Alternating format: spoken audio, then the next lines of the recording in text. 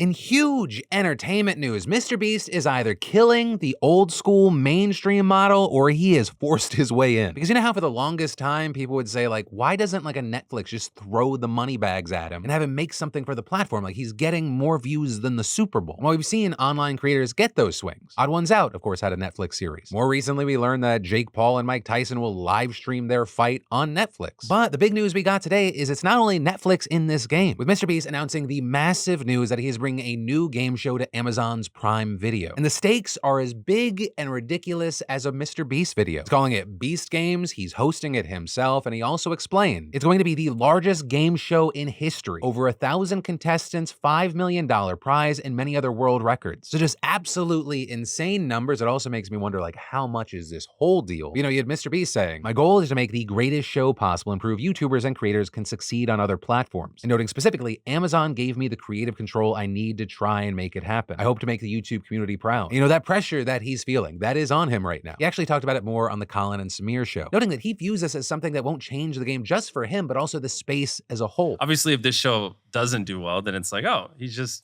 you know, a YouTuber. You know, he can't. Yeah, but it's not even just me, it's also other creators. Like it's, I take it very serious. This is why I'm putting so much effort and energy into it, because like if this flops, then people are gonna be like, yeah, YouTubers aren't capable of, you know, making it on streaming platforms. And I recognize it could either have a massive positive effect and that every streaming platform is gonna be throwing deals left and right at creators, or a negative effect and people are gonna go, if Jimmy couldn't make a hit show, what makes you think you can? And like, that is one of my biggest fears is the inverse, which is why I'm not going to let that happen. And so saying that he's trying to do this the right way, making it as good as possible, not as fast as possible, that he's not going to just try and cash a big check and run. Saying that he wants to really innovate the game show space with his own style and saying it's not going to be like anything we've seen before. And with that, he just kept reiterating that the biggest thing for him was having creative control, right? Not being tied to the demands of the streaming service, calling the shots on his own, which was actually something he really had to fight for. It's just not fair to the audience, right? They're trusting when they come over that it's content that I back.